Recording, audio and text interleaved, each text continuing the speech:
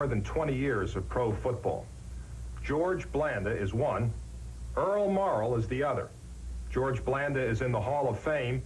Chances are Earl Morrall never will be. He played 21 years with 6 different teams. It seems that every time two owners got together with a fountain pen, Earl Morrall was either being sold or bought or waived or traded. He was a man who saw his career in ashes at the age of 37, only to rise from the rubble and help lead his team to the greatest season in pro football history. Here's the story of a long-neglected but authentic hero, Earl Morrall, the NFL's greatest relief pitcher. Earl Morrall's first 12 years in professional football read like a travelogue of the United States. From San Francisco to Pittsburgh, to Detroit to New York. There were many years, many teams, many numbers. Those early years were filled with utility. His finest moments came with the Lions, but injuries hobbled him in 1964, and he was traded to the Giants. I was a little bit bitter because this was my longest stay. I was there 7 years and felt I had contributed. And I guess at that time I was starting to doubt myself, as you say, gee, is this the end of the road? Is my career ending? Morrall found new life in New York, but his resourcefulness could not revive a crumbling Giant team, and he crumbled with them. A broken arm made Morrall a spectator, and at season's end, he was released. In the apparent twilight of a lackluster career, Earl signed with Baltimore as a backup to a legend, Johnny Unitas.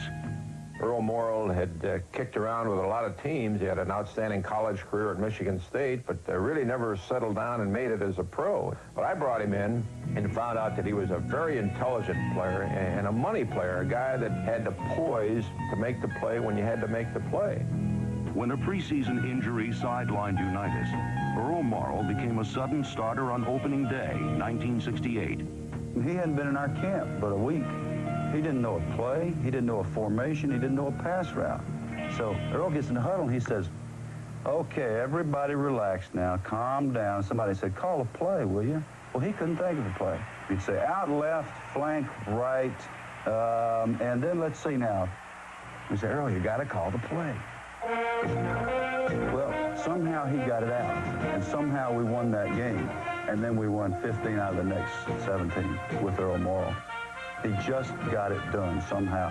Total relaxation. And she never did learn the system. We're going this way. Yeah. You're on the left. Okay, you're on the left.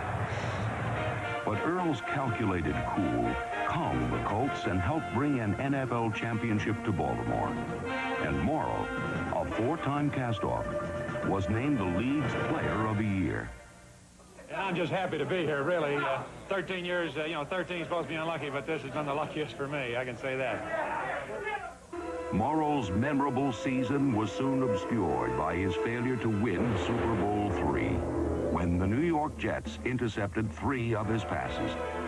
On that January afternoon in Miami, Morrall was best remembered for the play that lives in infamy.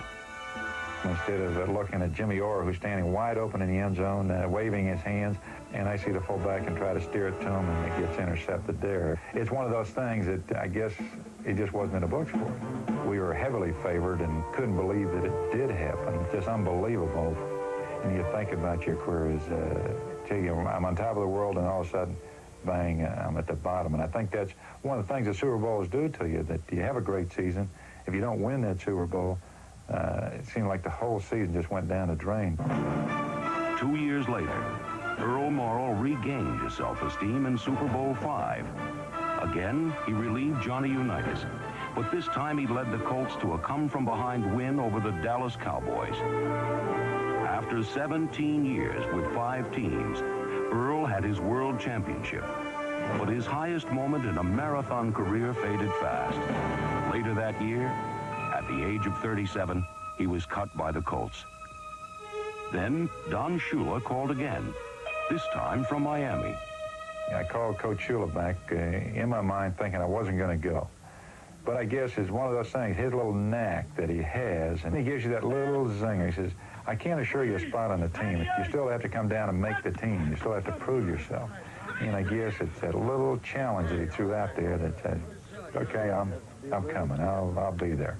Nice shot, Earl. Mid-season, Earl. Okay, babe. He was one of the guys, and he just loved to be a part of the Dolphins, and we loved having him as our quarterback and as our teammate. Well, he took a lot of kidding, and he was a little bit older, and we used to put a rocking chair in front of his locker. He was just a great guy. Everybody loved Earl Morrall. There is not a nicer guy that I know of.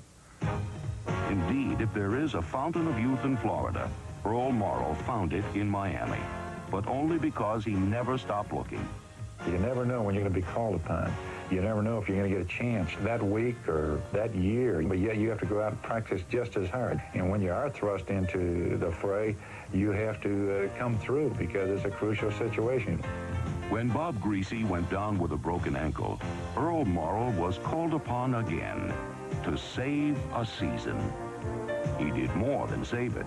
He kept the Dolphins rolling through an undefeated regular season and 2 playoff wins. But for the Super Bowl, Don Shula chose to start a healthy Bob Greasy and benched Earl Morrall. The guy really deserved to start the Super Bowl because of what he had contributed to our team, and it would have been a glorious ending for a tremendous season for this man. But I still felt that the best thing for our team at that time was to start Bob Greasy just based on what I felt was best for the football team. But it probably was the toughest decision that I've ever had to make. The Dolphins won the Super Bowl, but the bitter irony was that the man who led them to the summit was left on the sidelines. I'm sure it was a disappointment to Earl, but on the other hand, he's such a gracious guy and such a team guy that this did not at all affect the team, and I don't think any other quarterback could handle it as well as Earl did. A moral to the story, through all setbacks, you still have to believe in yourself, believe that you can go out and perform and do the job as well as anybody else, and I feel that I have done that and proved that. After 21 years with 6 teams, pro football's greatest relief pitcher picked up his final option and retired at the age of 40.